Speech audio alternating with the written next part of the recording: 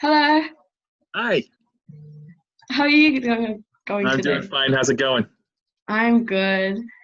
Are you, are there more people that'll be joining? Just me. Yep. Just, okay, that's so good. So, are you excited to be presenting this? Sure, you bet. I'm glad. I'm glad you guys gave me the opportunity. This is great. Thank you. Okay, yeah. So do you want to take it away? Pardon? Do you want to take it away? Absolutely. Yeah, thank you. Okay. Should I share my screen first? Yeah, probably, yeah. Okay. Should I just start it with this shared screen? Would that work? Okay. Yeah, yeah. Okay. Let me do that first to make sure that everything's good. hmm Okay. How we doing there? Good. Yeah, that looks good. Okay. Great. Um, Let's gonna do this. yeah. Hold on. There we go. Okay.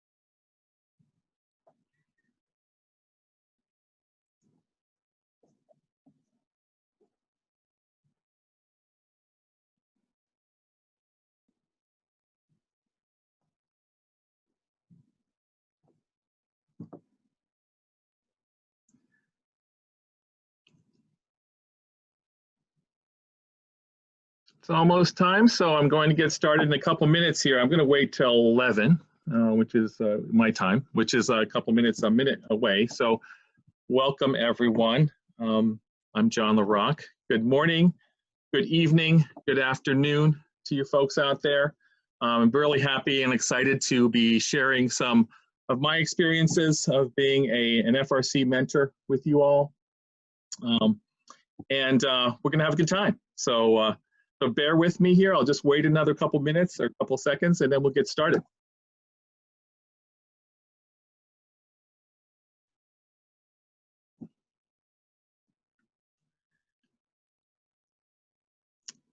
Okay. Well, welcome. Thank you for joining me tonight or watching this later. I'm John Larock, and I'm going to be talking a little bit tonight about the joys and challenges of being an FRC mentor. And I'm going to start tonight to talk a little bit about, if I can move my screen here, I'm having some trouble moving my slides. There we go. Every person has a story. And I want to talk about some stories tonight and what mentors do to help people with their stories. Screen is up a little bit here, so sorry about that. There we go. So my story starts, at least when I was younger, at 2:30 a.m. Every day in Sugarloaf, Pennsylvania. And Sugarloaf, Pennsylvania is a very small town, and I grew up on a dairy farm. So we had to milk cows 2:30 in the morning and 2:30 in the afternoon. So fortunately, I didn't have to do it all my life, but a big part of it, my dad was a farmer. And that's how I started my day. So I learned about hard work. I learned about getting up early in the morning and learned about a lot of things that I really made me the person I am today. In my small little town, one weekend, I actually got a chance to visit a nuclear power plant, which was under construction locally. And that really got me into engineering. I knew I wanted to do science, but after I toured the plant, I said, I want to do things like that. I want to build things like that. And I decided that at that time that I really wanted to move into engineering. And so that's what happened there. Now, when I was in high school, I had mentor and people who motivated me, mentors, and those were typically teachers. And there are two of my teachers here who really meant a lot to me and pushed me while I was in high school. Mrs. Burgess was my chemistry teacher. She, and this is a yearbook photo, so with one hand, she is actually writing a chemical formula, and with the other hand, she's actually erasing the chemical formula, because we kidded her all the time about writing down so many notes each class that we could barely keep up. And Mrs. DeBellis was my French teacher, and both of these women were significant in my life to push me forward and to show me that I had worth and value and could do great things. So I thank them because they're part of my story. Professionally, I went to Penn State University in Pennsylvania and was in engineering, science, and mechanics. Initially, I thought I'd be a nuclear engineer, but I ended up being a materials engineer, a mechanical engineer, and I got my bachelor's and master's at Penn State. And I actually worked in composite materials, which you see a picture of here. So that was my area of expertise for my master's thesis. From there, I moved into DuPont, so the corporate world. And what I did there is I initially started as an engineer in a rotational program and moved into human resources. So I never thought I'd do that, but I moved into technical staffing, and then from there went into a full-blown human resources career. I was at DuPont for about 26 years. And after that, I left DuPont and I joined another company called QFix, a very small company, whereas DuPont was tens of thousands of people. QFix is literally about 150. And what QFix does is we make products that immobilize and position patients that are getting radiation treatment for cancer. So I definitely a singular purpose, and I'm glad that I'm at a company and able to contribute to that company that's doing so much for human life, basically. So that's my kind of professional side of my career. Who am I personally? So this picture a picture is worth 1,000 words. So this picture is a cruise I took in 1991, and it kind of defines me around that time because it's a Star Trek cruise. And I'm sitting next to actually Gene Roddenberry and some of the actors and actresses in the original Star Trek and Star Trek The Next Generation that year. But this picture, as opposed to saying 1,000 words, there's 5 words I have for this picture, and these are the words. Yes, I am a geek. And so this demonstrates that I am a geek. And so in case you weren't, that does not fully explain that I am a geek. Here's another reason and more proof that I'm a geek. I've collected comic books since I was 10 years old. I still do. And so if you ever want to talk about that, look me up. But anyway, I'm a geek and a self-professed geek, and that has been a big part of my life. And until I got a family. And so this is my family. We love to travel. Of course, both Disney and cruises now are, COVID says no, so we're going to wait. But my wife is a travel agent, and we love to go various places around the world and do a lot of fun things. So this is one example, and this is another example for those of you in Australia. Hello, this is the bridge in the Sydney Bridge. So anyway, I love to travel, HR professional, and I got into FIRST. And so in 1999, I was introduced to FIRST Robotics, and started our team, which was the Miracle Workers. I'm the founder of the team. Our team name was the Miracle Workers, and Mo is our robot, if you're uninitiated so far.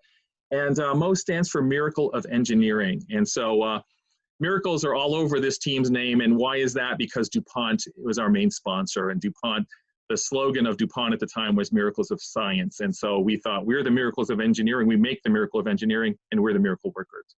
We're celebrating our 22nd season going into 2021. We're a community team, which means that we take students from any high school locally in greater Wilmington, Delaware area. We've been around for about 20-some years. So we work out of a DuPont site, so we don't have a specific school affiliation. And that has defined our culture, I think, as we went on through the years. And we are lime green and black. Our first team, 21 students decided that those would be our colors, and it's been our colors ever since. So that's our. I've been very fortunate in FIRST to be with the team as recognitions came our way. So in 2007, we were very fortunate to have been awarded the Chairman's Award. And that's one of the few times I had green hair at a competition. And now I barely have any, but that was the green hair competition. And then in 2011, again, very honored to be part of the Woody Flowers Award winners.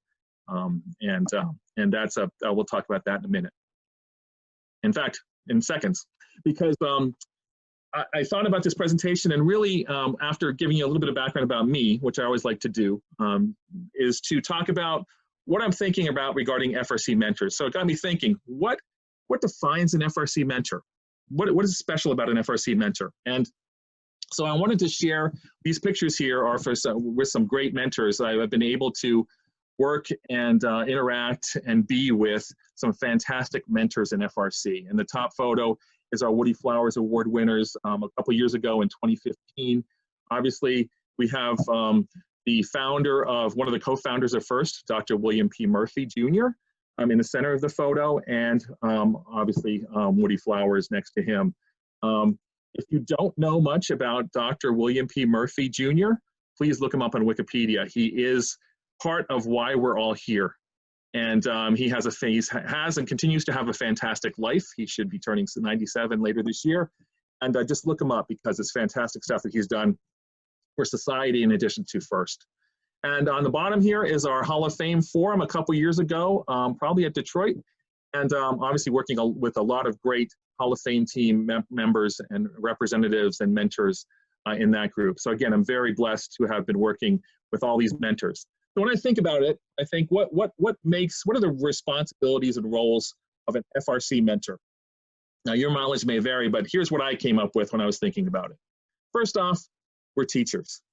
So we're teaching engineering skills, we're teaching life skills, we're teaching all different types of things to the students that are on our teams. So teacher is definitely one of our roles. Innovator. So we're also working with new technology, trying to build things that were never built before, to play games that were barely played before or never played before, so we're innovating. We're realists. So let's get real. Mentors, it's not an easy life for mentors. I mean, we have to be looking out for and leading students to the next aha and solution. But at the same time, we need to be realistic about it. And we'll get to this a couple times in this talk, but it's more about what's really happening and what can we really do as a team realistically with the resources we've got. Let's not try to punch above our weight. But a realist is something that mentors should be also. Visionaries. At the same time, it's kind of a convoluted thing, but we should be visionaries too. We should be looking at the future and looking at where we want our team to go, where we want our society to go, where we want technology to go.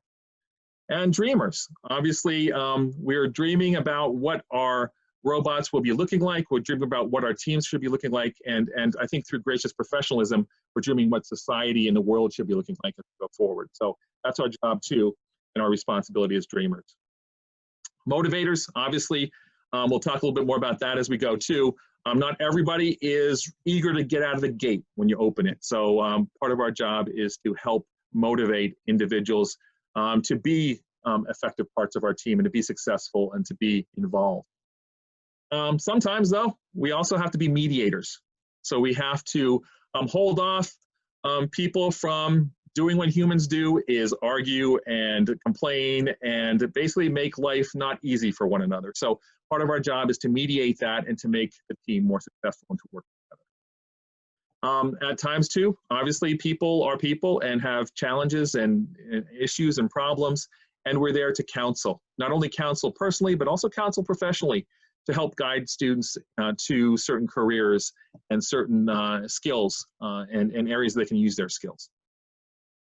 We have to communicate. So we'll talk more about this too, but it's communicating to the team, communicating to parents, getting the communications from FIRST, sifting through all the communications we get to the key points that are going to be effective for our team.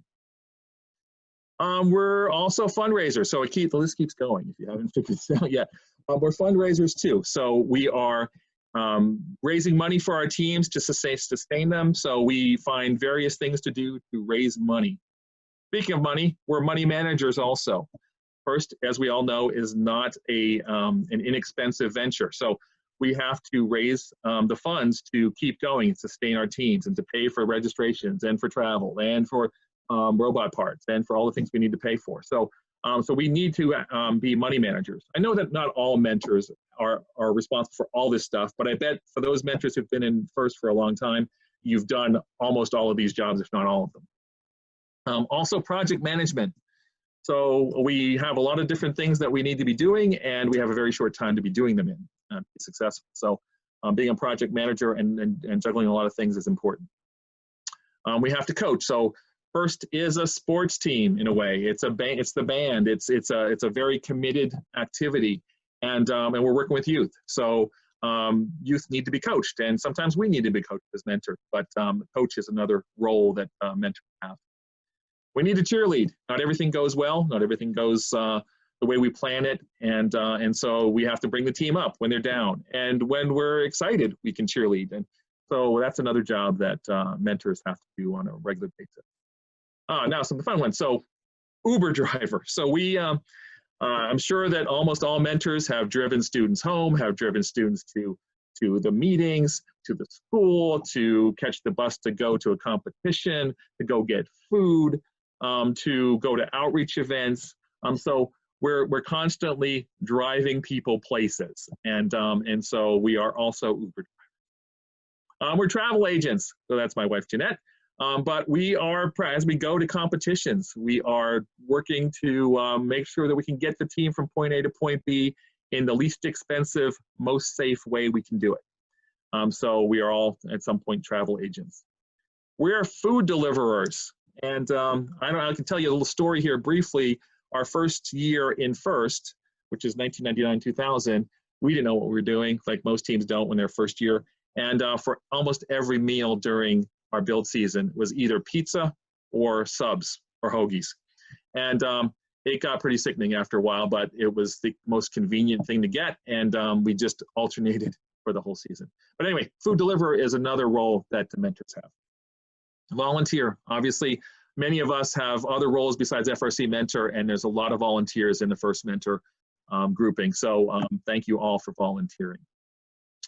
Parent. So sometimes we're actually parents of students on the teams, and if not, we're their surrogate parents on the teams. And just like parents, some days are great, and some days we have to get, and some days it's tough love, right? So that's the way most teams work. Friends. So hopefully for all of us, during and after first season, we just build more strong friendships, and those friendships can absolutely last a lifetime. And through all this and thinking about what mentors really are and the roles that we have, I think there's one that to me that's really special, and it's this one. Mentors are co-authors of many first stories. So everybody has a first story, and I'm lucky, I'm sure many mentors are lucky, to help people develop and build and write their first story. However, it's not all fun and games. I mean, there are challenges. As a first mentor, we all know and have all experienced challenges. So I want to go through some of what I believe are some significant challenges for first mentors. And the first one is balance. So for all of us, you know, FIRST is a great thing. It takes a lot of our time, and we're willing to put a lot of time into it. But what we also have to do is we have to balance. We have to balance FIRST. We have to balance our careers. We have to balance our health, our family, our hobbies, and that's really challenging to do. Let's get real here. It's really challenging and really stressful. And a lot of times people have guilt. A lot of times people can't do everything, and they have to sometimes move away from one of these aspects to focus on and build and nourish another one. And we need to do that, because otherwise the whole thing comes tumbling down. So make sure, and we'll talk more about that. But that's definitely a key focus that we all should have in balancing FIRST with everything else we have in life. So as mentors, one of the things we have to do, and it's a challenge, is we have to get information from FIRST and sift through it. So new mentors probably look like this young girl, and the water hose of FIRST information is on. And it's tough. And in fact, it's not only new mentors, it's returning mentors too. There's just so much information. When I started with FIRST, it was maybe an email, maybe a website you had to go to, and that was it. Now there's so many different forms of information. It comes so fast in so many different formats that it's really challenging to figure out exactly how you need to navigate that. But for new FIRST mentors, it might very well feel like this. We have lots of projects, right? I mean, obviously we work, family, everything like the balance, but at the same time, we have a lot of team projects, especially for those of you who are contenders for the Chairman's Award, doing a lot of outreach, doing a lot of STEM work, and trying to build your team and maintain your team and do all the things that you need to do. It's a lot of plates to spin. And so we're always trying to spin plates and trying to keep all of our projects going effectively and not have any disasters. So that's a big challenge trying to go forward. One of the biggest challenges, and I'll say over my career as a first mentor, is think back about all the relationships and all the challenges. The biggest challenges, and I'm sure many of you might be able to attest to this too, is dealing with parents. And we all have to do it. It's challenging. Sometimes it's really challenging, but we have to find ways to be professional, be gracious, and deal with the issue that we have, that the parents have with whatever. And I know many of you out there have had to do this on a regular basis, and I give you kudos, because it's not easy to do, but it's important to do to be successful with the first team. School politics. So I know that from our team, we're a community team, like I mentioned, we're not affiliated directly with the school. So that gives us some advantages. We don't have to deal with school politics like many teams do. Obviously, there are politics in everything that we do, but this is an area I'm sure that really is challenging to some. Mentor conflicts. So we all have those. Anytime you put a bunch of mentors together, you're going to have potentially some conflicts. Hopefully, the conflicts aren't as challenging as this one looks to be. But we have to deal with the students, we have to deal with the parents, and we have to deal with the mentors, the other mentors. It's like we never get into conflict like that, right? Anyway, that's something we have to, that challenges us too as mentors. Motivating students. So it's great. Sometimes you get students, obviously, that are just fantastic, and they'll go do whatever. New students who don't know the culture, don't know what FIRST is all about. It takes a while, and sometimes, it doesn't work out. But motivating students is another challenge that we have to deal with all the time. And I've noticed over the years, I don't know what it's like for everyone, of course, but there are ups and down years. Some years are very difficult to motivate, and other years are much easier. So hope it's your easy year coming up. Also, teams, FIRST is expensive, right? So maintaining financial sustainability of your team is really important. And it costs a lot. And I know now with the COVID situation, sponsorships might be tighter. We might lose some sponsors. So sustainability of teams is really important right now. And so we need to do what we can. And FIRST is obviously trying to do what they can to help teams out in this very challenging time. But this is a key role of the team. And then keeping our team members safe. So, we go places, we have equipment we're using, we have a lot of students, sometimes with nothing to do, but trying to keep them safe, not only students, but the mentors too, as we travel, as we go to new areas, as we go to new places and do new things, is a responsibility that each of us has as a mentor. So those were some of the challenges. I'm sure there are lots more, but some of the challenges that I've experienced in my first career. So I'm going to try to look at ways to provide some answers to some of those challenges. And however, disclaimer, I don't have all the answers, and nobody really does. And based on my experience, I'm going to just give you some ideas of how to address them. So this is an interesting slide, and I want to spend some time on it. He's probably first saying, what does this have to do with the FIRST team? Well, I know a lot of teams consider they operate their teams like businesses, like companies.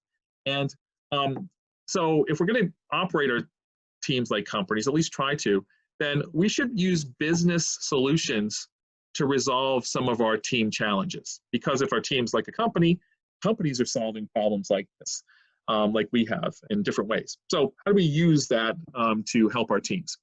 This particular slide was one that I came across a number of years ago. Daniel Pink, who's an author, you probably heard of him, he presented to the Society of Human Resource Management at the annual conference.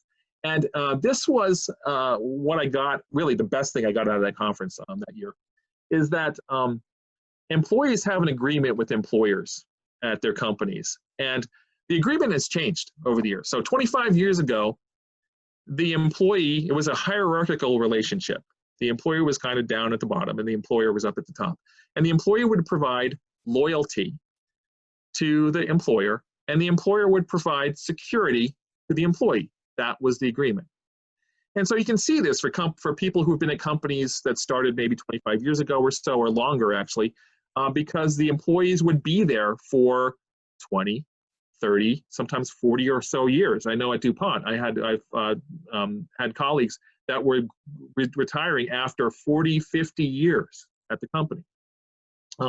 Companies helped them and provided security by having pensions and really providing all the needs that the employee needed to be at that company for 25 years or 40, 34 years. Today, though, fast forward to 2020, the agreement's different. It's not hierarchical, it's lateral. And the employee provides talent to the employer, and the employer provides opportunity to the employee. I'm just going to have you think about that for a minute, because that's really different, and it's really powerful to understand the difference in the employee agreement. And what does this difference do? So what it means, really, if you kind of boil it down, is that today's employee agreement is more like a free agency. The employer is trying his or her best or their best to retain the employee through projects and through what they need to have done as a company. And the employee says, give me an opportunity, I'll stay. Don't give me an opportunity, I'll go get one somewhere else. There's less pension, it's more of a portable 401k, and so employees can move. And right now, I don't know what the average is today, but it's probably 2 or 3 years that an employee stays in one job. So you see how that happens. So I use this because I want to share that if we're thinking about our teams as companies, and the employee agreement today is this talent opportunity agreement, we have to be thinking about that as we build and try to sustain our teams. And this not only goes for the students, it goes for the mentors. So what are the opportunities we're providing to utilize the talent that we have and to grow in the talent that we have? So based on that, I want to talk about a couple things in terms of how to solve some of our challenges, and have security, expectations, opportunities, and how to get help. So to start with, it first provides some great resources, as we all know, but you should make sure that every mentor, well, everybody on your team really, students and parents, make sure that they are part and go through and understand and create an environment for the youth protection program that FIRST provides, because it is there to help all of us and keep us all safe, all of us. And so as a responsibility as a mentor, you have a lot of safety responsibilities, and FIRST is really helping out for that. So just know it, understand it, use it. And this is from Daniel Pink too, and it's not only when you're looking at trying to create a safe environment. I think the youth protection program talks about creating that environment. And this is just some ways, and again, it's corporate, so they're thinking about it in terms of a company, but you can see when reading through this that it really helps us understand and create, I should say, an environment that is open, is trusting, and people are willing to bring up issues. So lead with questions, not answers. And I know a lot of mentors, I read a lot of Woody Flowers finalist essays that do this, and that's fantastic. They're not telling the students what the answer is. They're asking the question, having the students think about it. They're engaging in dialogue and debate, not coercion. It's not saying, come in here and just do this. Let's talk about what needs to be done and what's the best way to do it, and engage your team members. Everybody makes mistakes. So we want to conduct autopsies without blame. We learn a lot from mistakes. So without making mistakes, we wouldn't learn as much as we can. So by doing that too, it's saying it's okay to make a mistake, and we'll learn from it, we'll move on. And then building red flag mechanisms, which that means if there's something going on, something happening, something brewing, that it will come to leaders' attention, mentors' attention as quickly as possible so that we can do something about it. The worst case is if people don't bring it up and it gets to be a bigger fire than it originally was when it started. So by doing these things, you create an environment for team members to speak up when they identify problems. And that's what you want. You want people to let you know so that you can do something about it. So this really comes into when you do these things and you get to, is really knowing thyself and knowing how you individually react to some of these situations and challenges, but also knowing your team, knowing how your team is skilled at it or not skilled at it or new or experienced, and what their skills are and how they can help resolve the situation and help the team move forward. Now, if you look at companies and corporations, a lot of companies do personality tests and kind of understand the person and how that person interacts with other people. Now, I'm not saying you have the capability or the funds or the technology to do all this stuff with your team, but think about it, because there are online personality styles tests that you can do pretty quickly. Get an idea. So there's things like DISC. These are just some examples. Myers-Briggs type indicator. You can probably find online. You can quickly do. In my company, we use something called predictive index, and what this does, there's 4 different criteria. The nice thing about it is it's a 5-minute quick test, and with it, it really is pretty good on the nose of what motivates and drives people. Now, it's supposed to be focused on work, and it does cost some money. So if you are part of a company or have access to it through a company, I know our annual memberships provide as many tests as you want. So we haven't done it for our team yet, but I'm really thinking about doing it for our team, because it does provide some tools on how different types of personalities or motivations can communicate better with each other. That's the same thing for some of the other tests here. And I'm sure you guys have some others out there that you might have used in your business or your company or personally that would be helpful too. But if you have some of these tools, I'd suggest that you might try to use them and understand your team better. As a team and as a challenge for mentors, don't bite off more than you can chew. It's too easy to do that. And we all know people who will say yes to almost everything that's asked of them. And at some point, we all just collapse over all the things that we say yes to. So if you know your team, know thyself, know thy team, you can make sure that you don't bite off more than you can chew, and you can deal with the goals that you have. Also, I mentioned the balance. We need to stay healthy as mentors. And we know first is a challenge to health in a way, because we eat pretty poorly most of the time. We don't sleep as well because we're thinking about how to be better and solve the robot problem in the game. We have a bunch of people we're responsible for and making sure we're on the right track to complete the robot in time so we can go out and compete well. So we're always thinking about all this stuff, and it puts a lot of stress on us. Diets are worse, and we get less sleep. So our health is at risk. So make sure you stay healthy through the season and before the season, because just like putting an oxygen mask on in an airline when you're on an airplane, for you to be healthy allows you to help everyone else be healthy. And so please consider that as you go through a first season. And regarding help, so there's a lot of places to get help, but ask for it. Don't hold off and say that I can do all this stuff myself, because you can't. I mean, first is very complex. There's a lot of things involved, especially if you're a team that's doing a lot of outreach and have fantastically competitive robots. So get help, and you can get help obviously from parents, alumni, friends, students, other first team. But I want to add something to just go get help if you need it. I mean, that's really a good piece of advice. I mean, how do you do that?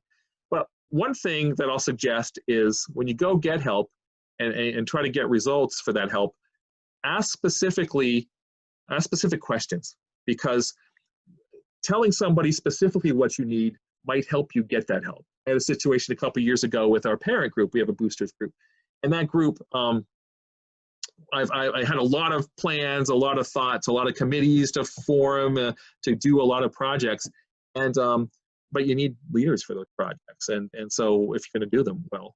And I asked the parents if who wanted to lead this project. It's an exciting one. Let's go ahead and do it. Parents didn't want to lead anything. So what do? So you kind of have to get them to crawl before they walk. So and we had a lot of new parents. So what I try to do is ask more specifically, narrow in on what you need. So what do you need? How much effort will it take? When do you need it? Can it be done virtually, or do you have to be present, physically present to do it? And what's the value to the team? So some of these questions, if you just kind of compartmentalize and communicate them right, you'll get people that are, oh, I can volunteer for that. It's not going to be much time. Or I can volunteer for that because I have some time now and you need it next week. And it's a really huge value to the team and what it will mean to the team. So by drilling down a little bit more and asking specific questions of the people you're asking to help might get better results. This is a great quote. I love this quote. So plans are useless, but planning is essential. Dwight D. Eisenhower. We all make plans every season. I know right after the championship or the last competition you were in last season, you're excited about what's going to happen next season. What you're going to do differently to kind of get be better next season. Everybody's, great teams do that all the time. But the plans themselves, the details of the plans are useless. I remember back probably in 2003, 2004, we had someone on the team who was a project engineer, project person, and put a plan together for our season, and it basically printed it out, and it was wallpapering the wall of all these plans, all these tasks we had to have done at certain times, and it was pretty daunting. And we didn't use it. It wasn't effective. But what was effective is the process of going through it and understanding what we had to do, because we had milestones. And as opposed to saying, we have to get this done in the next 5 minutes, it was, we have to get all this stuff done by next week. It made it much easier to kind of see what the path is without getting caught up in the details. So I suggest you do that. In fact, Mo has put together over the years some successful and not so successful plans. And obviously 2020 took a right turn because of COVID, but we every year, some of us try to get together and put together a plan. And one of the things that we're not very good at is getting buy-in from the whole team. So we have to work on that going forward. But this is an example of just on a one-page, you can put together a lot of different goals and plans and details. You can see how it does connect with a corporate kind of objective statement, but it does work fairly well if you lay everything out and what you have to do and what your focuses are. It really focuses you and prioritizes what you need. Another thing is just setting expectations, and we hear this all the time, but setting realistic expectations to your team. And so expectations for students, for mentors, and for parents. What is it that that they're expected to do and at what times, and to be a contributing member of the team. So with expectations also comes accountability, and accountability is the key because it's the glue. It ties commitment. I mean, we have a lot of students that come in, they see the robot, if they're new, they get all excited, say, oh yeah, this is great, I'm gonna give all my time up to build this robot, it's gonna be fantastic. But then it's like when it comes time to really be accountable, it's like, well, yeah, I have this to do. I have to study and then do and work on these on the midterms today, and then tomorrow I have tennis practice, and tonight I have to do this. And then they're not, are they really committed, and are they really accountable? So one of our jobs as mentors is how do you hold people accountable?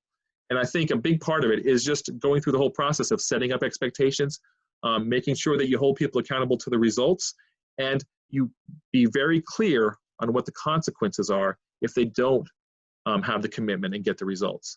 And so this is a tough one. So sometimes you have to say, if you do not do A, B, C, D, which we talked about early on, then maybe you're not a good fit for the team. I mean, that's really hard.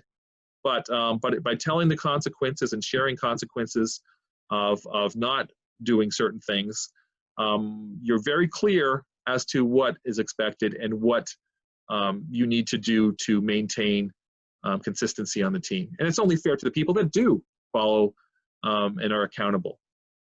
Now, to do all this, it's not very easy. So you have to have difficult conversations. And as we all know as mentors, if we're not very skilled at having difficult conversations, things can go south very quickly. So this is a book I've read a long time ago. It's a great book. It's an easy read to learn more about the dynamics of conversations and why they're difficult. And it's about emotions, it's about values, it's about the personal attacks or not. And so it gives you a lot of good advice as to have those conversations in a way that's not negative to the individual that you're talking with. Okay. And with those conversations, obviously what you have to do is you have to have effective communication. And not only just communication, but effective communication. And effective communication is that I'm sending out a message to you, I'm encoding it in how I give it to you, and I send it out, and then you decode it and you interpret it some way. And then I assume that you've interpreted it the same way I sent it and intended it. but you need to get feedback to make sure that the message is right. And the message is something that you intended to send to the recipient. How we do some of this and how teams do it, I mean, so set expectations and then you send the message and check it, is through a student contract. We have students and parents required to read it and sign it up front, and many teams do this, I know. Obviously, keeping communication avenues going. We have regular monthly parent meetings. We have a boosters channel on Slack that we constantly communicate on. And then having a code of ethics. I know a lot more teams, this is great to hear, a lot more teams are having code of ethics now, and coming up with their code. What is their values? What are their values? What are their ethics? And that sets the tone. That is the culture of the team. And if people kind of buy into that, then they're buying into expectations. I talked about opportunities before, the talent opportunities. So we're all here to give students opportunities to grow. Now, students and any FIRST team is similar to just a normal distribution.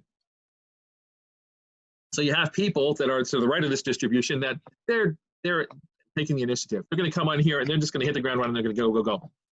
So you want to give them roles, give them things to do, give them things you really need to have done, and let them go. So that's a good percentage of the population. Hopefully, it's a good percentage of your team population. But then on the other end of the normal distribution, there are people that are there. Who knows why they're there? They might be there because their parents see that there's $80 million worth of scholarships that FIRST makes students are eligible for through FIRST. And that's why their parents push them there. We've had a couple of those. I'm sure maybe you have too. So the question for that group is, do you pull them along or aren't they a fit? You kind of have to understand and assess the situation and determine what to do about that. And then you have the majority of the people that are in the middle. They're there, they're excited, but they might not be as much, they might not have as much initiative as the people on the other end of the spectrum. So how do you do that? How do you really have to motivate? That's where you motivate. That's where you push them forward, and hopefully you learn enough about them and what drives them and motivates them, get them towards the initiated end of the curve. But anyway, this is the way I see most FIRST teams. And the nice thing about FIRST is, this is from Society of Human Resource Management. And some of you might have seen this, but how do you teach people where they retain the information? And FIRST is perfect because it's not just lecture, it's not just reading and demonstration. It's practice by doing, an immediate use of learning. So when you get somebody in FIRST and you get that middle of the bell curve, if you can, just bring FIRST through and you expose them to FIRST and they do the things that FIRST requires of them and teams require of them, they will get it and they will retain it. And that's the beauty of FIRST, the FIRST program. It takes that middle group and it moves them to the top of that group. So do all these things, no problem, and you have a successful team. So obviously it's not quite that easy, but we're all in this, and some of you that are in this for decades, thank you. And it's been a joy really to go through some of this myself. And I wanted to talk a little bit about the joys, and every person has a story about this. And I'm going to talk about a couple people that are on our team that went through this. So this is Andrea, and Andrea was a student on our team, and she's probably joined when she was a sophomore. She was motivated, but she really got motivated when she went to outreach events, talked about the team. When I saw her passion on the team, just like finding opportunities, she was kind of promoted to one of our Chairman's Award presenters. And when she did that, she was on our Chairman's Award presenter team that actually won the Chairman's Award.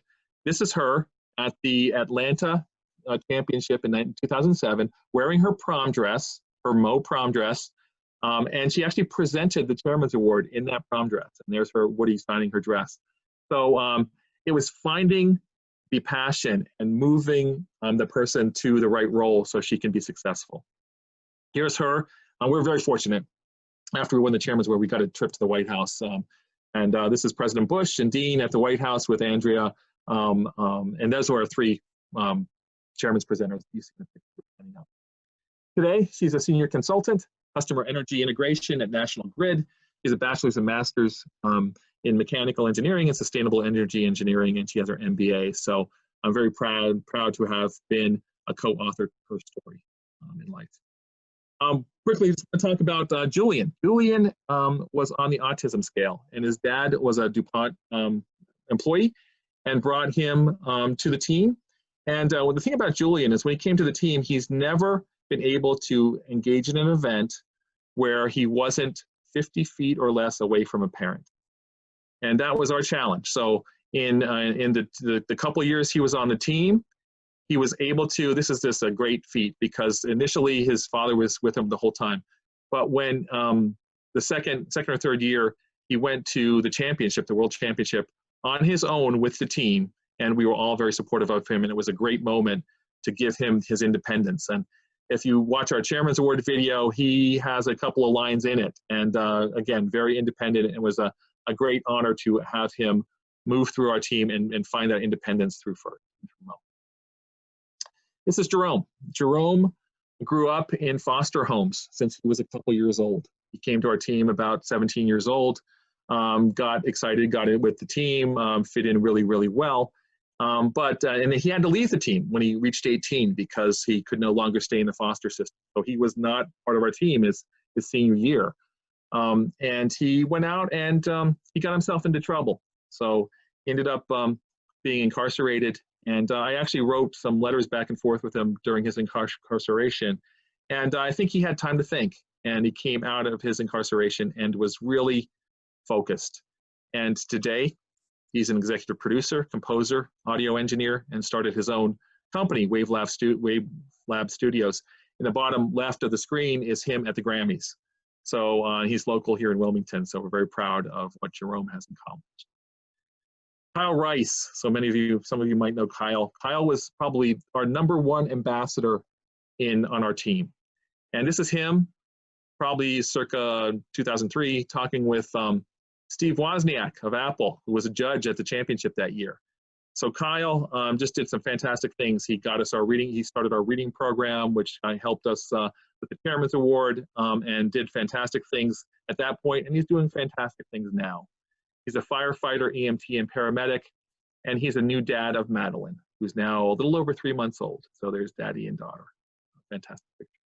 But this is what makes you proud to be a mentor, when you see people, good people, that you help to move on with their lives and go to that next chapter of their lives. But it's not just students. As mentors, we're here to build stories for other mentors. And this is Joe Parado, he was one of the founders of our team also, winning the Woody Flowers Finalist Award. And what a great moment to see a colleague be recognized that way. And we've had, fortunately on Mo, and I'm sure many other teams, have a lot of colleagues that have moved into significant first roles, either mentors of other teams, volunteers, significant game design roles, ref roles, inspector roles, judge roles. So we're very proud to have been part of all of these volunteer stories and to see them be successful and be giving back through FRC. So as you can see a lot of joy, and there's even more joy. I'll just give you a little bit more joy from my experience, and then we can take some questions. But this is our team. This is one of my favorite pictures of our team a couple of years ago. Just having fun, just being joyful. Obviously, another couple of joyful moments. I'll go through these fairly quickly. But one of them is our second year out. We were paired with the Beatty Beast, Team 71, and won the national championship at the time. And that was a fantastic moment in Disney, Orlando. 2007, we won the Chairman's Award. So my favorite moment, one of my favorite moments of the Chairman's Award was the pyramid. It really is more of a polygon, not really a pyramid, but it had Woody towards the top. So that was a great thing. In fact, Woody reenacted this pyramid a couple years ago at the World Championship with us. And we mentioned we went to the White House, and this is just giving President Bush one of our jerseys. The guy there, the student there looking on, is Matt. He is actually a SpaceX engineer right now. So if you hopefully all saw the SpaceX launch a couple weeks ago, but hopefully, he was, I think, connected and involved with that. We all, as mentors, have special matches, like specific matches. And the longer we're in first, the more detailed we probably remember these matches. But this is my favorite match in 21 years. And you can go look it up. It's actually, the video on Blue Alliance is not great, but it's in terms of quality. but it's the finals match 2 in Philadelphia Regional 2008. And I love matches where teams demonstrate resilience. And I won't go into the details here, but it's a match that really hit me with how resilient our alliance was. And it's a fantastic match. When I start watching it, I just have to watch the whole thing. And it just brings back some fantastic memories. So we were partnered, just for completeness, with Miss Daisy 341 and Chuck. Actually, it's not existing anymore in first in '84 at Philadelphia. Other joys in my first life were my daughter's kindergarten class, going there and doing an outreach event and actually taking them coloring books that our students put together. So that was fun. My family. So my kids, I was a first Lego League junior mentor, first Lego League mentor, and FRC mentor. And I had 1 year when they were both on the team in 2015, and that was a special moment because when I started out with First, thank God to my wife, Jeanette, my children were 1 and 3. So without her, I wouldn't be here. We wouldn't have done this. And we do fun things. So kids learn, teach us things. And if you don't know, this is a T-pose. I had no idea what it was before people started doing it, but I learned. We had a 20-year reunion a couple years ago. It was fantastic. My selfie skills are poor, but we were able to at least capture some blurry faces that I think are part of our team because they're wearing green. It's great to have alumni come back, and these are, we make a poster each year for our team, and these are 2 alum, Claudia and Cassandra. Claudia was a Brazilian exchange student, international student who was on our team for a year, and she would grace us with her presence. Now I think she's a lawyer, and we're able to, the 3 founding mentors, Vince Keaty, Joe Prater, and I. Obviously, outreach events are fun. COVID has kind of delayed any 4th of July parade, so we won't be out there like this year, but it was a lot of fun. And growing the number of women on the team has been a fantastic joy for me. We're past number of years, about 8 years, most years we've been at about 40% or more women. And first year we had 2 out of 21. So we made a lot of progress, and it's great to see the girls involved in this actively and doing anything they want in First. One couple of quick things here. It's great to also have small groupies, and we have a 2nd grade class that has groupies for us. They've made us breakfast bags on the upper left. They've made us signs. This past year, they made us these good luck cards, which we actually were wearing at our first competition and only competition this year. But I love this card. It says, "You guys have skills." This is classic. But we love the 2nd grade class at Thurgood Marshall Elementary School in Delaware. But what gives me the most joy on a regular basis is just going into the lab during build season and seeing everybody focused and working together to come up with a fantastic contraption at the end of the year that we compete with. And this is just an example of us in our lab working.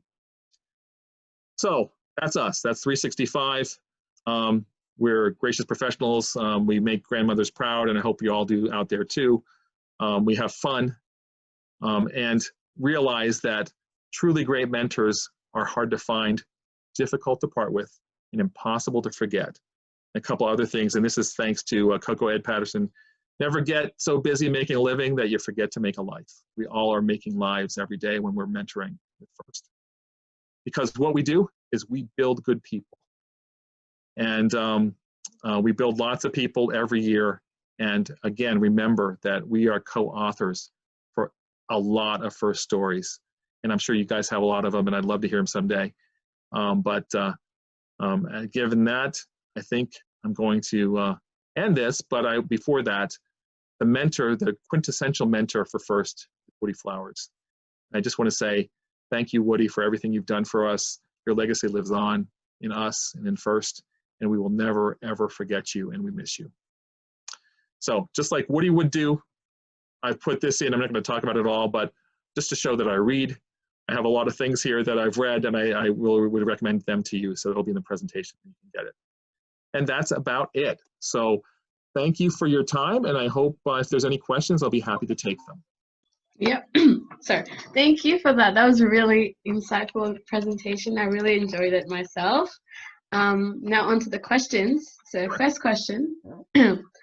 So what's your most favorite memory of being a mentor? Like I said, there's a bunch of them, and then this is the great thing about FIRST. There's so many of them. I mean, sometimes it's helping an individual student, and our goal isn't to get that student to be necessarily a Dean's List winner championship. It's to get that student to progress from where they came in at. We had students come in that didn't know the difference between a regular screwdriver and a Phillips screwdriver, and when they left, they can fix their parents' appliances. I mean, so that is a win. Now the most I guess the number one thing, I mean, you know, winning the Chairman's Award, it's just a fantastic experience, and you know, you work so hard. I know the teams are out there working really hard, and it's so challenging, and every year it gets more and more challenging. But just that second of hearing your name called when they call the Chairman's Award, there's nothing quite like it. There's nothing quite like it. Yeah. Next question. What's your biggest lesson that you learned from failure?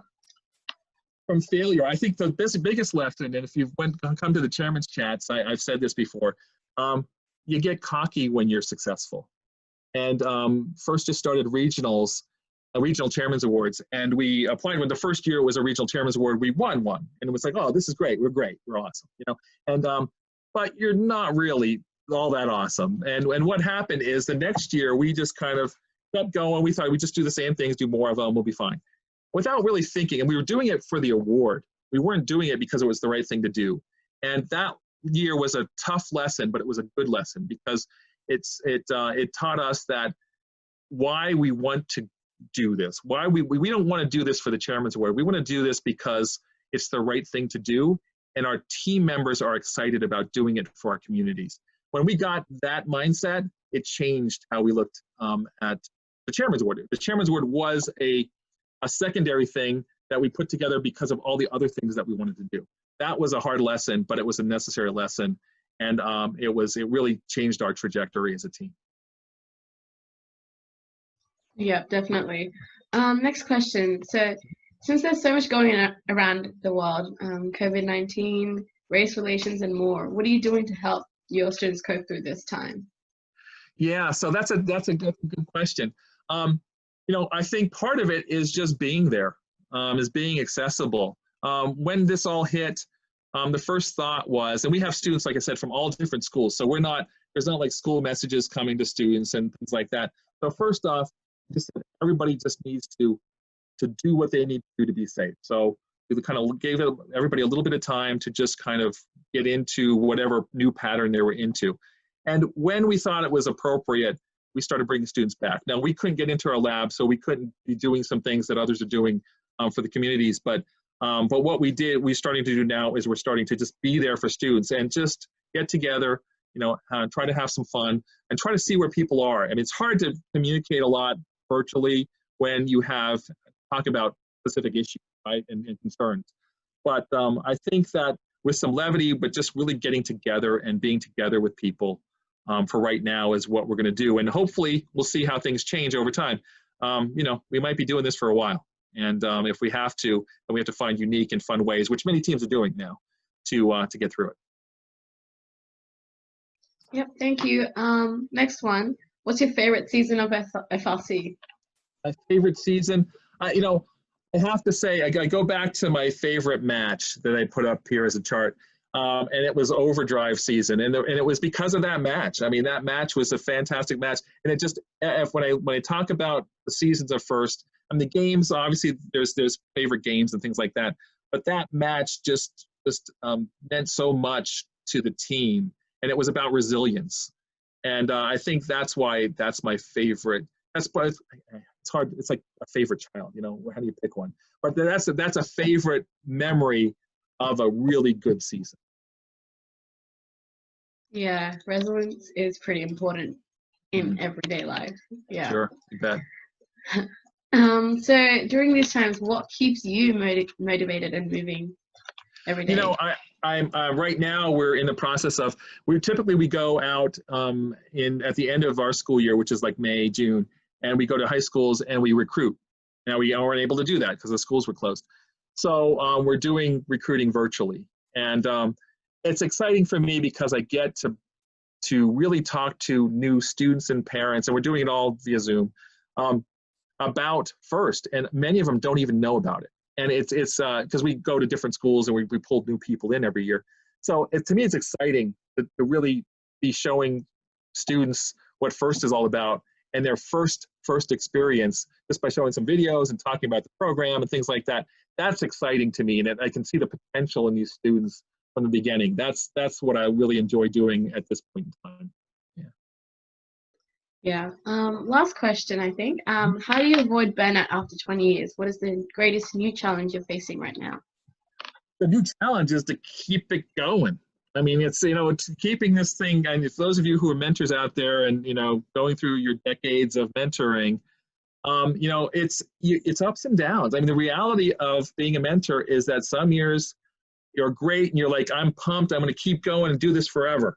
And other years, it's like, man, what's the exit strategy here? How do I get out? I mean, and that's, I mean, I my mind. Maybe I'm just, different. But I don't think so. I think a lot of people, it's ups and downs, and it's your support structure and your networks, and things change every year. I mean, some years we have a number of mentors who their businesses have to travel and they can't be there, or people get sick, and you just go through life. And it's the toughest thing to avoid burnout, though, is to engage new people, whether they're mentors, and we're in a process right now of looking for who's the next generation. What's the next generation to take over our team. We work so hard on teams that as a mentor, you don't want to see it die. You don't want to see it go away. And how do you build others? And I know alumni are a big part of this, and others that can really keep this thing going. And then it's just like a child. At some point, you got to let it go to the next generation. So I think to avoid burnout and to get it's about bringing new people in, and hopefully you can get a couple that are really gung ho and will take the baton and keep running. Yeah, I think that's about it. Thank you so much for your time. I learned quite a few things, even though I'm not a mentor, but being a good person and being a leader. But I think that's about it. Thank you so much. Any questions? Thank you very much. Thanks to everybody out there. Keep it rolling, and thanks for 24 hours of